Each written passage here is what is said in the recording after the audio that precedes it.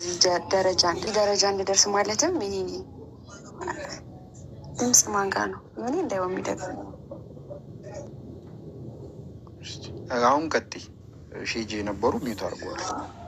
ይሄ አይቶ ማለፍን ምናምን ማለትም የራስን ህይወት መኖር ማንም ሰው ምንም ቢልህ አንተ ካላደረግከው ያ ነገር አንተ ላይ ምንም ነገር እንደማይፈጥር ራሴን መሆን እንድችል ጠንካራ ሴት እንደሆነ አድርገኛል ካላ በታችና ሁሌም ነው የምልህ በጣም ነው ማከብር ምናምን። ግን እኔ የሁል ጊዜ ጸሎቴ ማለት ነው ሁል ጊዜ ወላይ አላህን ሁሌ የምለምነው እምነቴን በአማኞች እንዳለካ አድርገኝ ነው የምለው።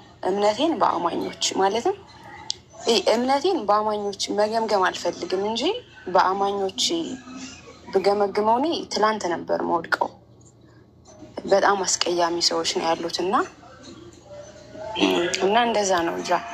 እኔ የሆነ ብዙ ማውራት ፈልግና ግን ነቲንግ ነው ብዬ ነው ማስበው። ብቻ ግን አልሐምዱሊላህ አንተ ሁሉንም ተናግረከዋል ምናምን እና ጃ አመሰግናለሁ በጣም ያው ምስጋና ምናምን ስለማትወድ ነው። አይ አይደለም እንትን በነገራችን ላይ ወላሂ ነው የምነግራችሁ ማለት ነው። ስለ ሄራኔው ፊት ለፊት ነው የምነግራችሁ። የሆነ ታይም ላይ እኔ ሳገኛት እኔ ላወራት ሳገኛት መክፈር ደረጃ ደርሳ ነበረ። ወላሂ በቃ ልከፍር ጫፍ ላይ ደርሳ ማለት ነው። እና የምከፍረውም ደግሞ አይዱን ነው በቃ በእንደዚህ አይነት አስተያየቶች ነው የምላችሁ የምር ማለት ነው። እና ያ ብቻ አላህ ይሰብስበን እንዳልኳችሁ፣ አንዳችን ለአንዳችን የመውደቅ ምክንያት አንሁን።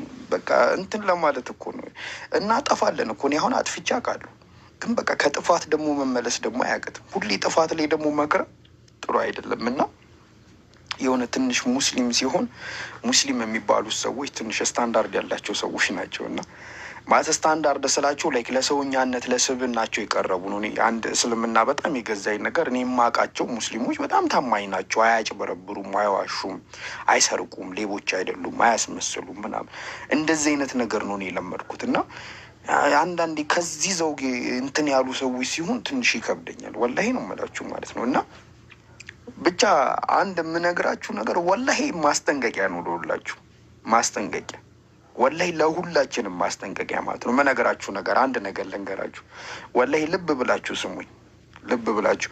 ኤልያስ ሞዴሬተር ደረሰካ ጻፍልኝ እስቲ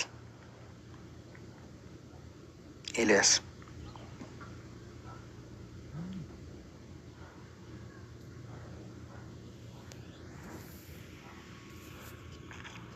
እሺ አይ ቲንክ ሰጥቻለሁ። የለም ጠቀምኩበት ነገር ነው፣ በጣም የሚጠቅም ነገር ነው መነግራችሁ እና ልብ ብላችሁ ለመስማት ሞክሩ። እሺ አሁንስ ሰላም አለይኩም መጣች ደግሞ። ዋሊኩም ሰላም ወራህመቱላሂ ወበረካቱ። እኔ መጣችም እንዳትለኝ እንጃ። ሰላም አለይኩም ያ ጀማ እንዴት ናችሁ? ደህና ነን። ጀማው አንቺ ራሱ ብቻሽን ጀማ እኮ ነሽ። አይ እኔ እንኳን አንድ ጥሩ ነገር ለማለት ነው። ሁሌ ወላሂ ነው የምልህ እንስቃለን፣ እንጫወታለን፣ ግን ሁሌ ቁም ነገር አዘል ነው የምትናገረው። ለሰው ያለህን መልካምነት ፊት ለፊት ባይሆን ደስ ይለኛል፣ ግን የአንድ ሰውን ስራ ደግሞ ማድነቅ ግድ ይላል። ከጨዋታ ጋር በማይሰለች መልኩ ነው የምንማረው እና እኔ ብዙ ጊዜ ቀልድ ነው የምናገረው። ማለት ኦፍኮርስ ትገባለህ፣ ትጫወታለህ፣ አንድ ነገር ደግሞ ተምረህ ትሄዳለህ። ኔጌቲቭ ማይንድ ላለው ሰው መቼም ልታስተካክል ስለማትችል ላላህ ስጠው፣ በእኔ በኩል ምለው ማለት ነው። ምክንያቱም አንተ ምንዳህን ካላህ ነው፣ መልካም ስራ ካላህ ነው የምታገኘው። ወላሂ ነው የምልህ አንተ አሁን የተሰጠበት ይሄ ተሰጦ ዩኒክ ወይ ነው። በቃ እኔ ከሚገርመኝ ነገር አንዱ ሁላችሁም በጣም ነው የምናፈቃችሁ። ካላየኋችሁ ወላሂ ነው የምልህ በዲስታንስ ነው የምንኖረው ሁላችንም። ግን በቃ ገብቼ ልሳቅ ምን እያሉ ነው ለምን እንትን አልገባ ምን እያልኩኝ ውስጥ የሚጨንቅበት ጊዜያቶች ሁላሉ። ወላሂ አላህ በሚያውቀው በትንሽ ጊዜ ነው የምንተዋወቀው እና ይህንን ሊያበላሽብህ ደግሞ በዛው ልክ እስከ ጥግ የሚሄድ ሰው አለ። ዶንት ኢቨን ኬር ላይክ እንደዚህ አይነት ቦታ ላይ ወላሂ ማለት ያው ትልልቅ ሰዎች ነን። ሜይ ቢ እዚህ የሚማሩት ከኛ ያነሱ ሊሆን ይችላሉ። ግን እኔ ለሁላችሁ እንደሆነ የማደርገው ለአንተ፣ ለፒኬ፣ ለኢብራሂም፣ ለኡስታዝ አቡበከር፣ ኡስታዝ ጀማል፣ ትንሹ ጃ ሁላችሁም በማውቃችሁ ያህል ማለት ነው እና አላህ ይጨምርላችሁ። ስትናደድ አይ ነው ትረሳዋለህ ወይዘነ ሰከንድ ያደረጉትን ነገር። ግን ያንን ነገር ፊሊንግህም ለደቂቃ እንድታስበው አልፈልግም። እንደ ሰው መሆን መጠን ለምን ሳታስበው ባህሪህን ትቀይራለህ? ወላሂ ሰው መጥፎ ሰው መጥፎ እንድትሆን ያደርግሃል። ቢካዝ አይ ቤን ትሩ ላት እንደዛ ስለማውቀው ነው። እና አላህ ለምታደርጉት ነገር መልካም ጨምሮ ይጨምርላችሁ። የሰውም ነገር አላህ እንደዚህ አይነት ነገር አላህ ይጠብቃችሁ። ምንም አታስባቸው። በቃ የኔ ላንተ የምለው አይ ነው ዊዶንት እንትን አትለውም። ግን በቃ ጃ ወላሂ አንተነትን አላህ አይቀየርብህ። የብዙ ሰው ሂዳያ ሰበብ እየሆንክ ነው እና አላህ ይጨምርልህ። ለአዱኒያም ለአኼራም አላህ ያሳምርልህ። የጎደለውን ነገር አላህ ይምራልህ። ወንድሜ ጀዛኩም አላህ ኸይር። ዛሬ አልቀልድም። አሚን። እኔ ግን የሰማሁሽ እንዲህ ነው የሰማንሽ። እና ይሄኛው አንድ ነገር እናውራ። አሁን ወደ አታወራም። ለምን እንደው ታውቃለህ? ከእንቅልፌ ተነስቼ ለአንተ ብዬ ነው የገባሁት። እንደውም እኔ ግማሽ እኮ እንደዛ እኮ ነው እኛ የሰማንሽ። እንዲህ ነው የሰማንሽ። ያምን አወርተሽ እንደሆነ እኔ አሁን እንደው ይሄን ሁላ ነገር እየመከርኩኝ እንደው አላሳጣትም አላስደነገጣትም ብዬ ነው እንጂ ገባች። በቃ እንደዚህ ነው ስትይ ነበረው። ሂጂና ፊትሽን ታጥበሽ ቁርስ በልተሽ ተዘጋጃጅተሽ ፏ ብለሽ ነይና በስነ ስርዓት አውሪ። የላሁን የሰማንሽ ነው ያለችው። እና ጥሩ ነው። እሺ ለማንኛቸው ማለት ነው ቅድም ያልኳችሁን ነገር ልንገራቸው። በነገራችን ላይ እኔ ማለት ነው እቺ ልጅ በጣም የምወድላት ነገር ምን ታውቃላችሁ? እንዲህ እንኳን ብያት አታርፍም። መታ ታወራለች። አሁን ሚዩት ራሷን ስታ ልታወራት ትችላለች። እና በጣም ይሄ ጽናቷ፣ አልበገር ባይነቷ፣ እጅ አለመስጠቷ ብቻ ሳይሆን እግር ራሷ አትሰጥ። በጣም ጠንካራ ሴት ናት። በቃ በጣም ማለት ነው። እሺ አላህ ይጠብቅሽ። አልደራደርም። ያው መጣች እንደነገርኳችሁ ምን አለች አለች። አሁንና የሚታረቅሽ ስቲል ነው። እንደዚህ ነው የሰማንሽ ያለን። እኔው አላህ ይጠብቀን ሁላችንንም። አንድ የሚያስፈራኝን ነገር ልንገራችሁ። ወላሂ ነው ማለት ነው። እኔ ቅን ሰው ደስ ይለኛል። ቅን ለመሆን ሁሌ እሞክራለሁ። ተንኮለኛ መሆን ብፈልግ ወላሂ ተንኮለኛ መሆን ይችላሉ። በጣም ጎበዝ ነኝ። እንደውም አይታችሁኝ ከሆነ ንጽጽር ላይ የኔ ፓሽን የምታውቁት አንድ ሰው ይመጣና ቀስ ብዬ አሳሰቂ የሆነ ታይም ላይ በቃ ተጠምጥሜበት ቁጭ ነው የምለው። ይሄ አንዱ የተንኮል ዘይቤ ነው። ተንኮል ስላችሁ ሰው ተንኮልን በጥሩ መንገድ ሊጠቀሙ ይችላል፣ በክፋትን መንገድ ደግሞ ሊጠቀሙ ይችላል። ሰው ተንኮልን በክፋት መንገድ የሚጠቀመው ከሆነ ቀላል ነው። ወላሂ ነው የምላችሁ ማለት ነው። እና አንድ በህይወቴ በጣም የምፈራው አንድ በህይወቴ በጣም የምጠነቀቀው ነገር አለ። ወላሂ ልብ ብላችሁ ስሙኝሽ፣ ይህን ነገር እንዳትረሱ። በጣም ልብ ብላችሁ በደንብ አስምሩበት። ምናልባት ከውስጣችሁ ጋር እንዲጋባባችሁ፣ ከውስጣችሁ ጋር በጣም እንዲተሳሰረ እፈልጋለሁ ይሄ ነገር። እኔ አሁን አንድ ነገር ልንገራችሁ። ለምሳሌ ሄራን ላይ ክፉ ነገር አደረግኩባት። ገባችሁ አይደለም? ክፉ ነገር አደረግኩባት። ሄራ ክፉ ነገር እንዳታረግብኝ ምንድን ነው ማድረግ ያለብኝ? አድራሻዬን አጠፋለሁ፣ የምኖርበትን አጠፋለሁ። በቻልኩት መጠን ከእሷ አረቃለሁ። ምክንያቱም እሷ እኔን አታክ ልታደረግ ብትፈልግ አታገኘኝም። በቃ ተጠበቅኩ፣ ጥቡቅ ነኝ ማለት ነው። ገባችሁ አይደል? በቃ እሷ ላይ መጥፎ ነገር አድርጌ እሷ እንዳትበቀለኝ ለመጠንቀቅ ምንድን ነው ማድረግ ያለብኝ? ከእሷ መራቅ ነው ያለብኝ። ከእሷ ከራቁ እሷ የማታገኘኝ ከሆነ በቃ ጋራንትር ነኝ፣ በምንም አግኝታ ልትበቀለኝ አችልም። ግን በጣም የሚያስፈራው ነገር ወላሂ ነው የምላችሁ፣ አንዳንድ ቀኖችን አስቡ። እኔ ትዝ ይለኛል፣ ከቀኖች አንድ ቀንን አስተውሱ በህይወታችሁ የተፈጠረ በጣም የተጨነቃችሁበት፣ በጣም የተጠበባችሁበት፣ በጣም የተሰበራችሁበት፣ በጣም ያዘናችሁበት፣ በጣም የአላህ እርዳታ ያስፈለጋችሁ ቀን አለ። ማትረሱት እንደ ቀልድ ያለፈች ማለት ነው። ወላሂ እኔ ብዙ ቀኖች አሉ፣ በጣም ብዙ ቀኖች አሉ። ሰው እንኳን አግዞኝ ከዛ ጉድ ከዛ መዓት ውስጥ ልወጣ ያልቻልኩበት በቃ ነገር ሁሉ አለቀ ስል አላህ አምጥቶ እንደ አዲስ ያስጀመረው በቃ አለቀልኝ፣ በቃ ይሄ ነገርም አብቅቶለታል ስል አላህ መጥቶ ሁሉንም ነገር አስተካክሎት እንዲሁም ለተሻለ ነገር ያንን ችግር መግቢያ ነው ያደረገልኝ። ገባችሁ አይደለ? ወላሂ ነው የምላችሁ። በቃ አብቅቶለታል። ኧረ የኔ ህይወት ምንድን ነው? ራሴን አጥፍቼ እንኳን ይሄ ነገር አይስተካከልም፣ በቃ ውስጤ በጣም ደምቷል፣ ውስጤ በጣም ቆስሏል፣ ውስጤ በጣም ተሰብሯል ባላችሁበት ጊዜ አላህ መጥቶ ነገሮችን ቀይሮታል። ይሄ ምን እንደማለት እንደሆነ ታውቃላችሁ? ልጅ እያላችሁ በጣም የሚያስፈራ ህልም ታያላችሁ። በጣም ማለት ነው፣ በጣም የሚያስጨንቅ። ከዛ ሳታስቡት ከዛ ህልም ውስጥ ትነቃላችሁ። ልክ ከዛ ህልም ውስጥ ስትነቁ በቃ ህልም መሆኑን ስታስቡ በቃ በጣም ደስ ይላችኋል። የእውነት ቢሆን ኖሮስ ብላችሁ። እኔ እንደዚህ አይነት ህልም አይቼ አውቃለሁ፣ የምር ማለት ነው። እንደዚህ አይነት ህልም አለ፣ በጣም የሚያስደነግጥ፣ በቃ በጣም የሚያስፈራ ህልም እያያችሁ እንደ ይሄ የምር በህይወት ነው ምናምን ነገር ብላችሁ የተጨነቃችሁ እንደ አጋጣሚ ባናችሁ ትነሳላችሁ። ከዛ ደስታም አለው ጭንቀት አለው። ደስታው ምንድን ነው? ህልም መሆኑ፣ ህይወት አለመሆኑ። ትክክለኛ ህይወት ውስጥ ቢሆን እንዴ ምን ላደርግ ነበረ? በህልማችሁ በጣም የምትወዱትን ሰው አይታችሁ ሊሆን ይችላል ሞቶ። በጣም የምትወዱለት የምትንሰፈሰፉለት ሰው ሞቶ አይታችሁት ሊሆን ይችላል። ግን ያ ነገር ህልም ነው። ያንን ባያችሁበት ቅጽበት በጣም ተደስታችኋል።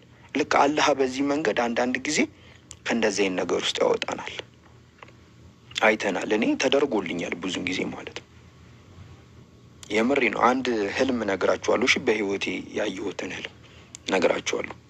እና ምንድን ነው ልላችሁ የምፈልገው ነገር አላህ እናንተን ለመርዳት ማለት ነው፣ እናንተን ለመርዳት ከምንም በላይ የፈጠነ የሚሆነው፣ እናንተን ለመርዳት ከምንም በላይ የቸኮለ የሚሆነው ዋናው የእናንተ ንያ ነው አይደለም? አላህ እኛ ልንቀርበው በሞከርን ቁጥር እጥፍ ነው የሚቀርብልን። እጥፍ ላይ ከእጥፍ ነው የምቀርበው ብሏል አይደለም? ተረዳችሁ? እንደዚህ ላይክ የሆነ ያህል ወደ አላህ ብትቀርቡ እሱ ደግሞ እጥፍ እመጣለሁ ብሏል። ገባችሁ አይደል?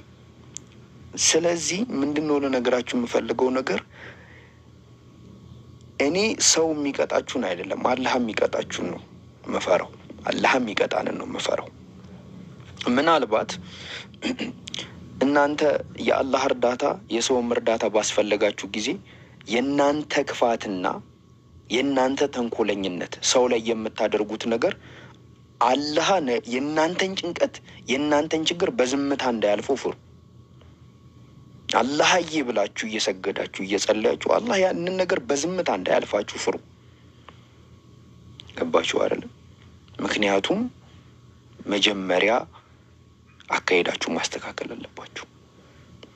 ምናልባት እናንተ ሰዎች ናችሁ። እኔ የሆነ ተንኮል የሆነ መጥፎ ነገር ሰራርቼ እዚህ ጋር እንደ ጻድቅ ሰው እንደ ጥሩ ሰው በእናንተ ፊት ልታይ ይችላሉ። አታውቁ። ምክንያቱም ሁሉን አዋቂ ስላልሆናችሁ ማለት ነው። በቃ እናንተ የምታውቁት እኔ የማሳያችሁ ነው የሚሰጠው። ግን እናንተ ደግሞ ያላያችሁት የማታውቁት ደግሞ ብዙ የኔ ሌላ ሳይድ አለ።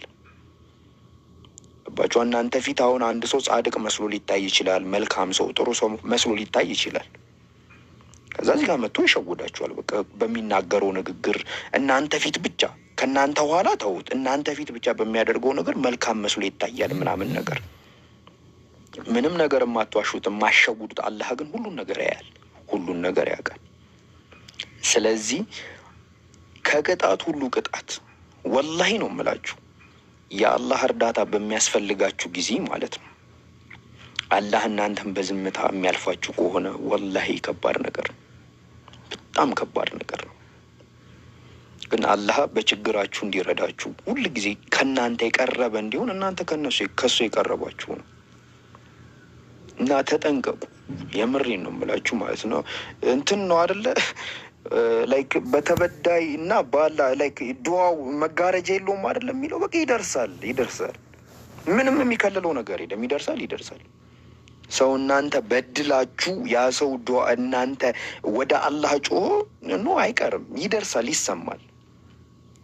ያ በተሰማው ዱዓ ከአላህ ያለው መልስ እናንተ አላህ በሚያስፈልጋችሁ ጊዜ አላህ በዝምታ እንዳያልፋችሁ፣ በዝምታው እንዳይቀጣችሁ። ከምንም በላይ እድለኝነት ማለት ደግሞ ባላሰባችሁት መንገድ ባልጠበቃችሁት መንገድ አላህ እናንተን ሲረዳችሁ ሲገለባበጥ የሆነ በቃ ህይወቴ ተመሰቃቅሏል ብላችሁ ባሰባችሁ ጊዜ አላህ እንዴት እንደሚያደርጉ አታውቁም። መጥቶ ይገለባበጠውና እንዲህ ይሄ እኮ ለእኔ አይገባኝም ትላላችሁ። ይሄ ነገር ደግሞ የሚሆነው እናንተ አላህን በመቅረብ ውስጥ የምታደርጉት መልካምነት ነው። እና እኔ አላህ ይርዳኝ፣ ሁላችንንም አላህ ይርዳን። ከበዳዮች ተበዳዮችን ወላሂ ነው የምላችሁ ማለት ነው። ምናልባት በጣም ተጎዳችሁ ከተባለ 1 አመት እያለቀሳችሁ ቁስላችሁን እያስታመማችሁ 1 አመት ማለት ነው ይህንን ፔን ታልፉት ይሆናል ወላሂ ማለት ነው።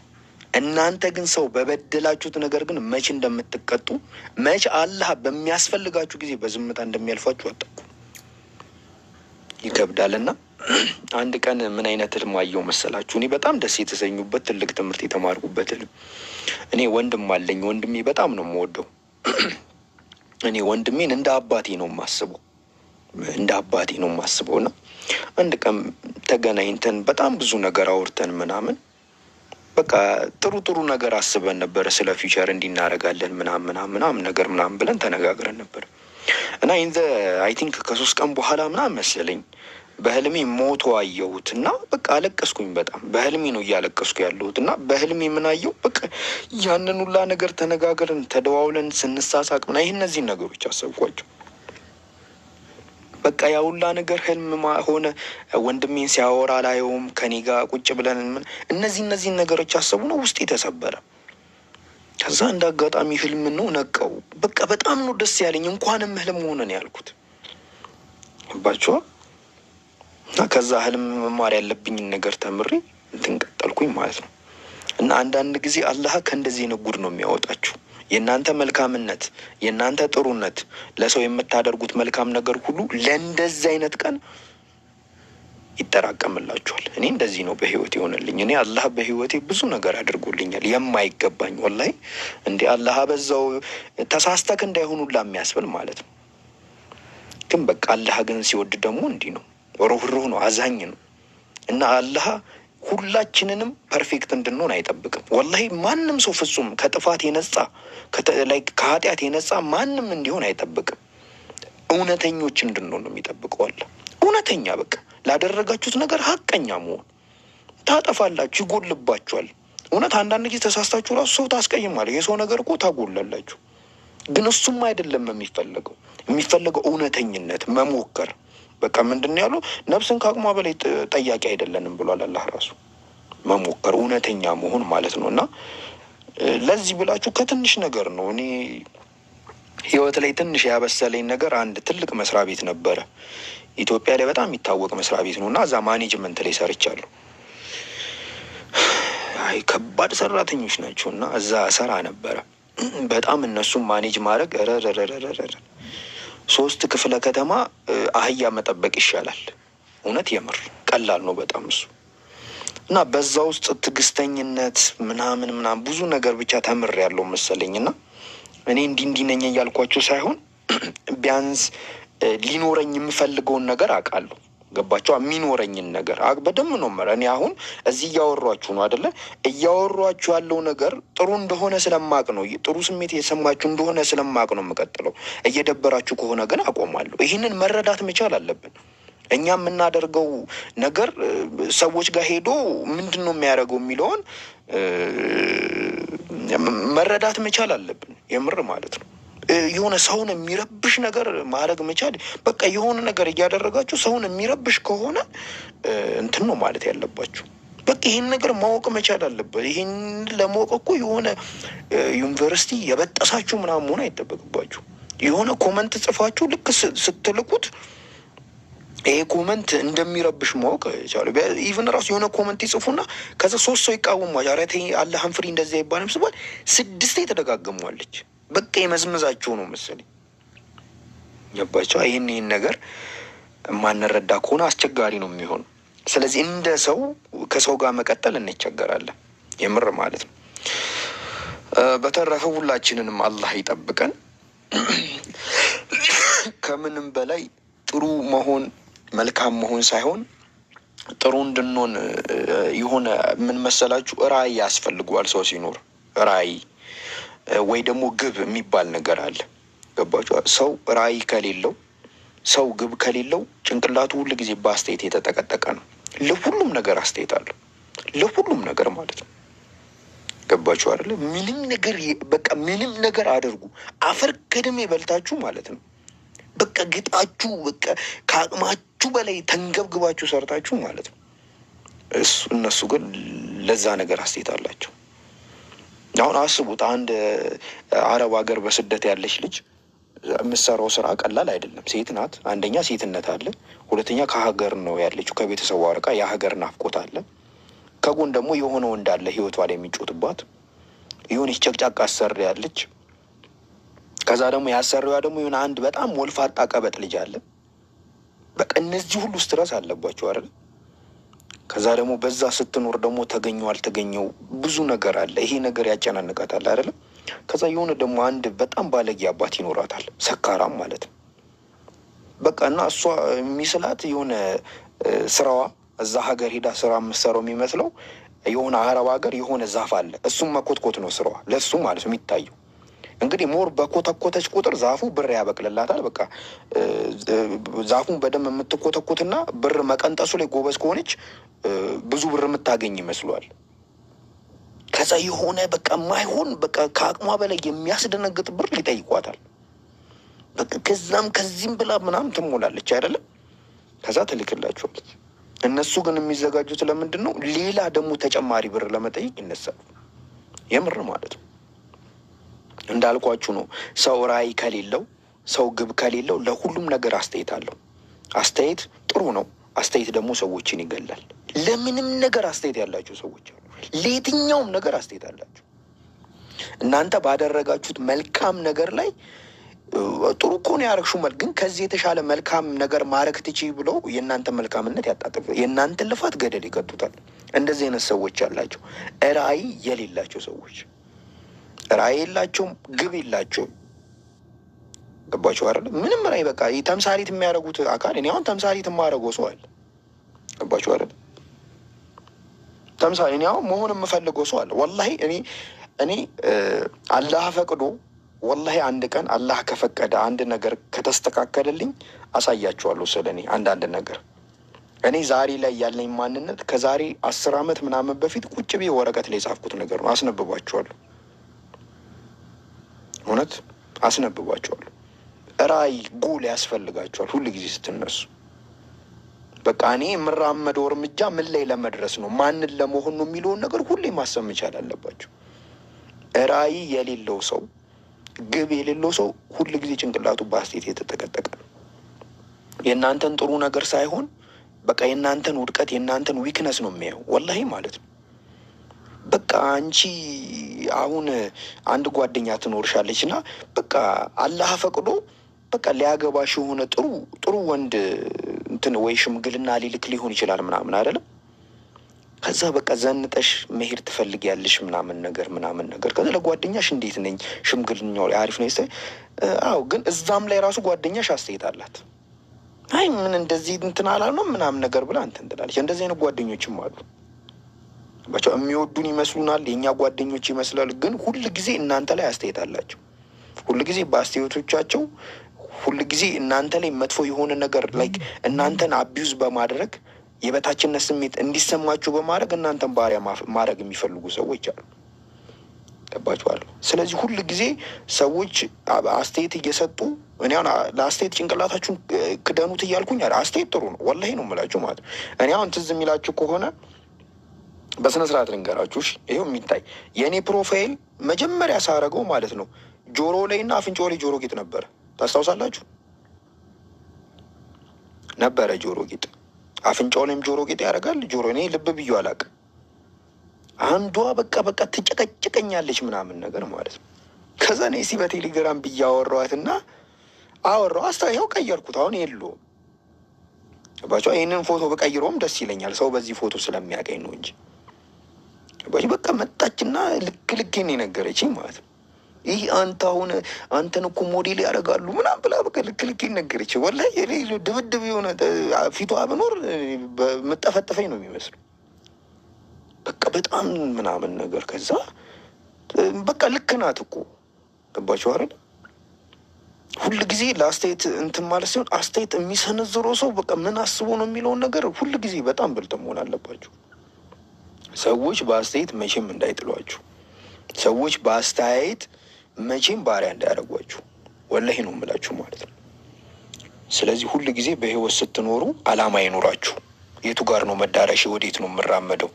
ወደምራመድበት ቦታ ወደምደርስበት ቦታ በትክክለኛው የትኛው መንገድ ነው የሚወስደው የሚለውን ነገር ሁሌ ማሰብ መቻል አለባችሁ። ሁለተኛ ነገር ሞዴል ይኖራችሁ፣ አርአያ። ማንን ነው መሆን ያለብኝ፣ ማንን ነው መሆን የምፈልገው የሚለውን ነገር አርአያ ይኖራችሁ።